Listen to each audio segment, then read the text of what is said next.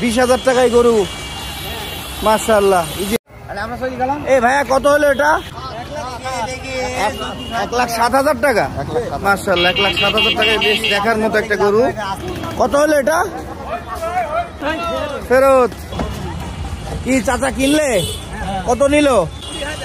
20,000 টাকায় গরু, মাশাআল্লাহ। ইজি বাইকি করে নিয়ে চলে যাচ্ছে চাচা। কত হলো ভাই এটা? ফেরত।